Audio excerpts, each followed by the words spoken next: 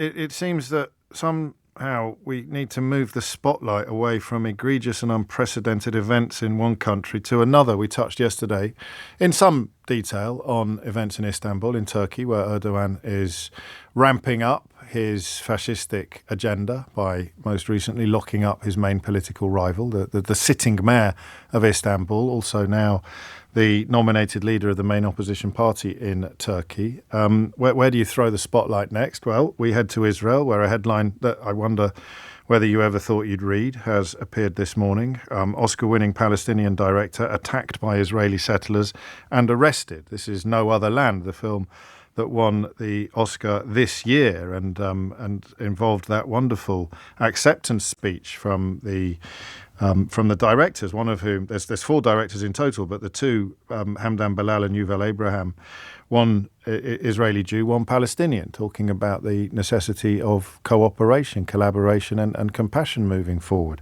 The only hole I'd pick in that headline is, of course, the euphemistic nature of the word settlers. These are people moving on to illegally occupied land and claiming it for their own. Raviv Rose is an international Jewish activist working with the Centre for Jewish Non-Violence. And on the ground, when this attack unfolded and the subsequent arrest by the Israeli army, you were there, Raviv. Some of the photographs that the international media has picked up, I believe, were taken by you. Can you tell us exactly what happened? Yeah, that's right. So basically, we received a call just at the start of Iftar, the evening breakfast meal during Ramadan, that there was an attack at the school in Susia. We headed over there. We were in an adjacent village. And as we approached, there was a large number of security vehicles, police, army, settler soldiers, as well as private settler vehicles. So we took another road. They were blocking the road up to the school, which is where we received news of the attack. So we took another road to the base of the hill, and three of us were going to walk up on foot. As we started to walk up, we had seen a bunch of people at the top of the hill. We saw guns, so we assumed that they were soldiers. It turns out they were independent settlers. One came down and started shouting at us, and then started attacking us. He was pushing and shoving us, throwing punches. And then about 15 more settlers came over the hill and started sprinting at us and throwing rocks and stones. At that point, we started to flee. As we were running, they were beating us in the back with sticks and clubs. We jumped back into our vehicle. The army, by the way, was about 20 meters away for all of this, watching. Didn't get out of their vehicle, didn't approach in any way. We got into our vehicle. And at that point, the settlers fully attacked our vehicle. They slashed the tire with a knife. They stoned the body of the car and the windows. The front windshield is completely damaged. Three of the windows in the back windshield are completely gone, shattered by stones. Eventually, the settlers did leave. The army completely refused to do anything. And at that point in time, we tried to get to the houses and the army blocked our way. So we took another route, and that's when we saw Hamdan and two others being arrested. This is his home village. Yes, exactly. Right. And he too had come under attack from the same people that attacked you?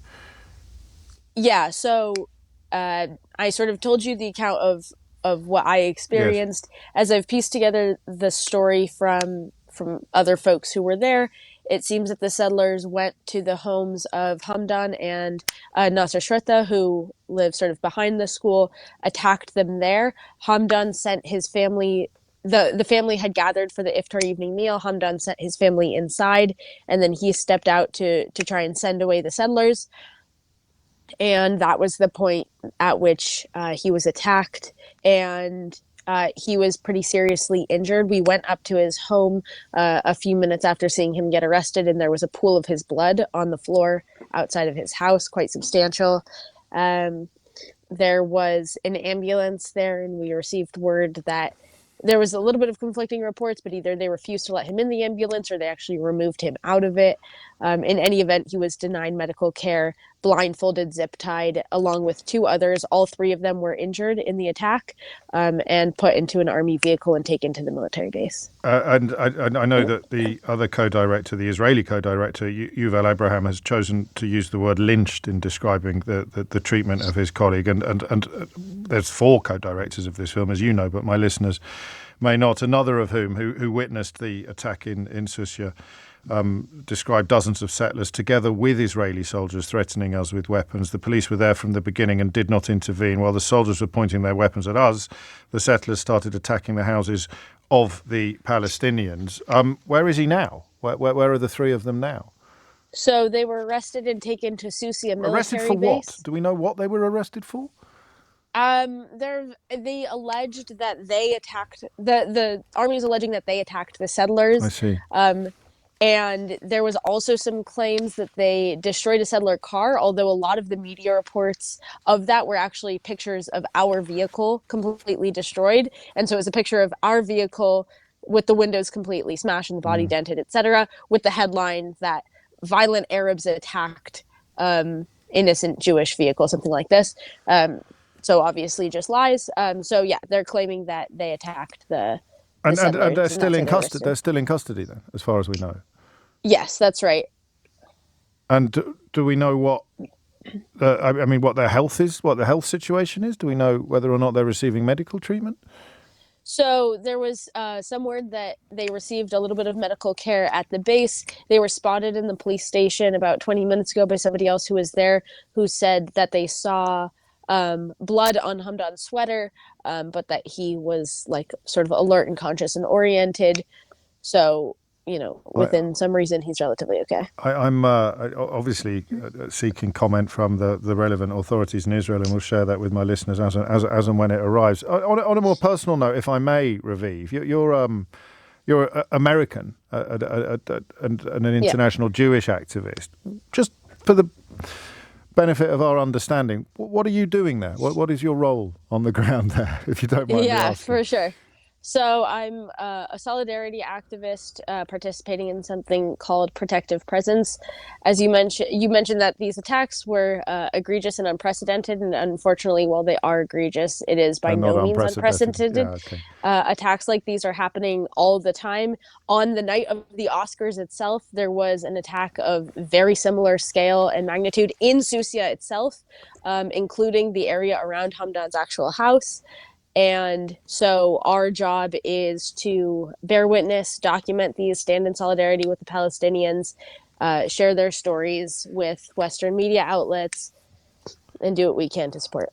And so when the culture minister describes the documentary as a sad moment for the world of cinema, they are describing attempts to build bridges. I mean, it's a Palestinian-Israeli documentary. What is really being objected to is the idea that there are humanitarian goals to pursue here, as opposed to sectarian or individual. Yeah, I think it's difficult to overstate the importance of the international and Israeli body of activists that are here at any given time. There is 10 and 20 people in the region of Masafer Yatta alone, not to mention other regions in the West Bank doing similar type of work with deep relationships with these families and communities. And also to bear witness, so that there is eyewitness testimony in moments like this. Yeah, exactly. So that folks aren't carrying this alone, so that we can share their stories, and for the folks that are surviving this day in and day out to be there and affirm that what is happening is unacceptable, and that we're going to do everything we can to hold that line. And I suppose at an even more simple level, that to affirm that what is happening is happening.